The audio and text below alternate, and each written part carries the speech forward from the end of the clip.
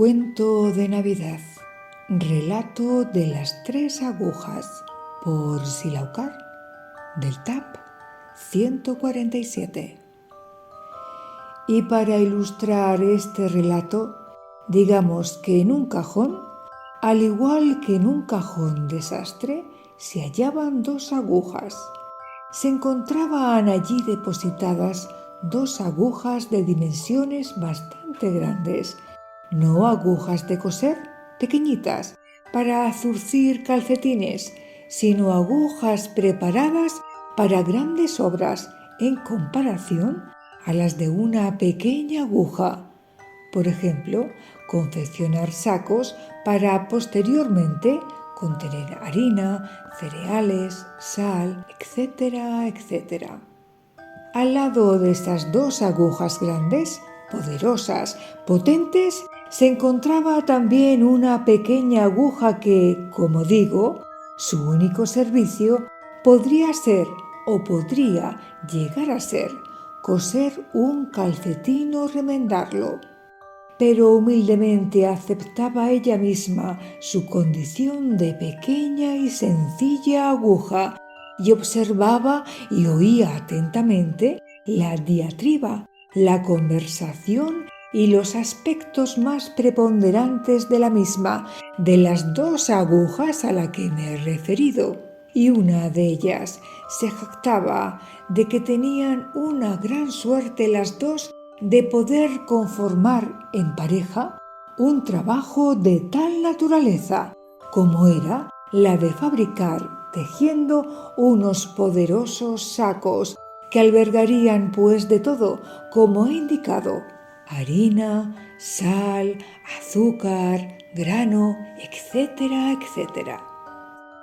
Y miraban a la pobre aguja pequeñita, allí en un rincón de ese cajón, casi olvidada, por cierto, y se la miraban con cierto desdén, y ridiculizándola también, y se vanagloriaban de que podían hacer grandes obras, y ella apenas podía coser, como digo, o remendar un calcetín. Y allí pasaban los días, y el dueño de las agujas, de tanto en tanto, las utilizaba para ir fabricando sacos según necesidades, y la aguja pequeñita, siempre allí en un rincón. Claro, llegó un momento en que había un desequilibrio. Se estaba conformando o había de conformarse verdaderamente una tríada, pero no salía, ni se descubría, ni se hallaba la clave para dicha oportunidad. Evidentemente, fuera de estos 3 elementos, se sabía que dichos 3 elementos habían de conformar una tríada, pero estaban muy lejos de ello porque en realidad no se entendían. En realidad había diferencias, muchas diferencias, cuando verdaderamente no había de haberlas, porque cada uno había de entender que se está por algún motivo especial y no porque sí, pero esto aún no lo entendían. Había de suceder un trágico accidente para darse cuenta a las 3 que realmente habrían de conformar una maravillosa tríada y empezar a funcionar verdaderamente como tal. Pero antes debían de abandonar, por un lado, la falta de estima propia por parte de la pequeña y sencilla aguja, y mucho la soberbia, reduciéndola a la humildad más absoluta de las 2 grandes agujas que, pavoneándose dentro del cajón, ordenaban, dirigían y vivían verdaderamente en un mundo completamente ilusorio. Porque en realidad estaban al servicio de una mente que las utilizaba siempre que era necesario, pero por ellas mismas no tenían la capacidad de actuar con libre albedrío y no podían hacerlo precisamente por su gran estado de oscurantismo psicológico. Claro, hablamos metafóricamente y vosotros, en vuestra inteligencia, entenderéis que así es, pero ¿os aplicaréis el cuento? Eso sí, como decía, llegó el momento en que un trágico accidente llevó a resolver la cuestión y a darse cuenta las tres que podían necesitarse, como así fue, y que las tres podían formar un gran equipo imprescindible, y tal vez, formando este gran equipo, saldrían de la oscuridad de ese cajón y oxigenarse con aire puro en el exterior, pudiendo incluso ser mejor tratadas y prestar un mayor servicio si actuaban en conjunto, como así llegó a ser.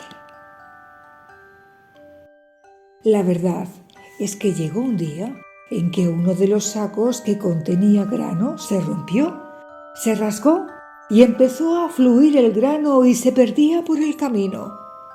Entonces no había forma de atajar el problema y apareció la pequeña aguja que, al mismo tiempo, había incorporado su propio hilo y se presentó ante el dueño indicándole que ahí estaba ella para ayudar a solucionar el entuerto, que hiciese uso de su propia aguja. Y así fue. El dueño cogió el saco y empezó a zurcirlo cual calcetín roto y evitó que el resto del grano se perdiera por el camino. En aquel momento, las dos agujas mayores se dieron cuenta de su gran error, de su situación errónea y equivocada con la que habían estado durante todo ese tiempo, y sus caras se iluminaron. Y juntas se abrazaron. Las tres se abrazaron haciendo crecer de ilusión, de amor, de compañerismo a la pequeña aguja que, aún pequeña, y siguiendo pequeña, crecía como un gigante. Ahí se demostró que verdaderamente la tríada había percibido que era una tríada verdadera, y así, de este modo, empezó una nueva era para esa tríada de agujas, porque entendieron que podían trabajar juntas.